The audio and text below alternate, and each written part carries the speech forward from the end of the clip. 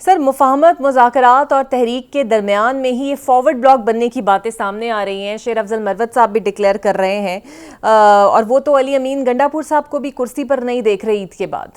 جی بسم اللہ الرحمن الرحیم. دیکھیں بات یہ ہے کہ مفاہمت تو پہلے دن سے ہی پاکستان تحریک انصاف چاہتی ہے.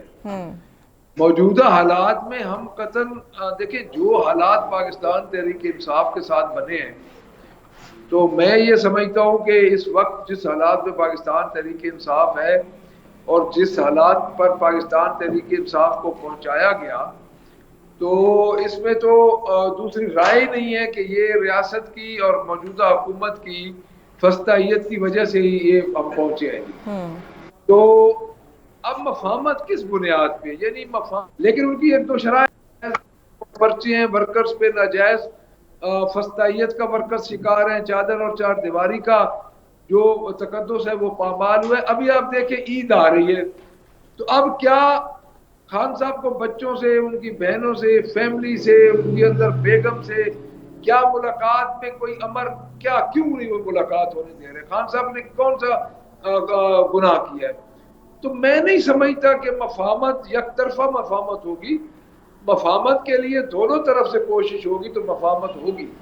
یک طرفہ مفاہمت کیسے ہوگی؟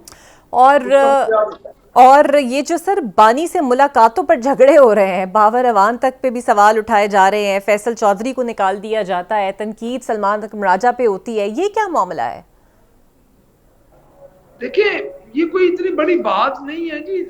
ان کے جو بابر اوان صاحب کا میں نے سنا ہے کہ ان کا نام کورٹ کی طرف سے نہیں آیا تو وہ کہیں تو یہ تو معمولی سی بات ہے، کوئی مس انڈرسٹینڈنگ ہی ہوتی ہے، اس میں کوئی اتنا بڑا جھگڑا یہ بات نہیں ہے.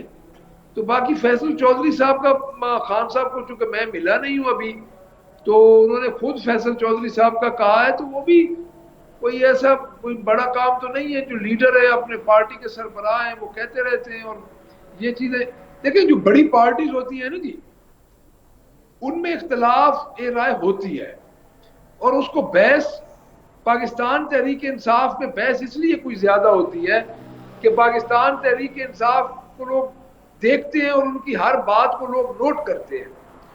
تو میں یہ سمجھتا ہوں کہ یہ کوئی اتنی بڑی باتیں نہیں ہیں جن کو ہفتہ ہو گیا یہ ڈسکس ہو رہی ہیں.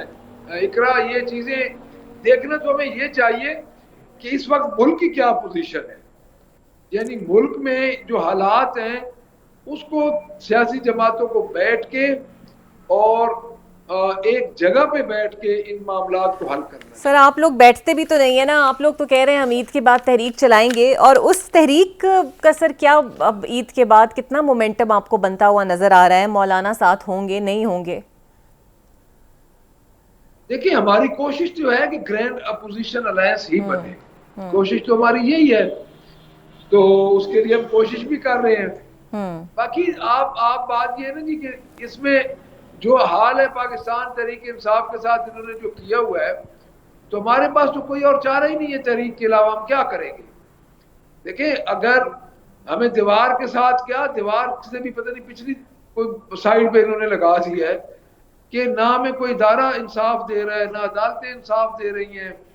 بیس لیس مقدمات ہیں بانی پی ٹی آئی پہ، ان کی وائف پہ، گھریلو خاتون ہے. تو اس کے علاوہ تحریک میں تو پاکستان تحریک انصاف 2 سال سے ہے.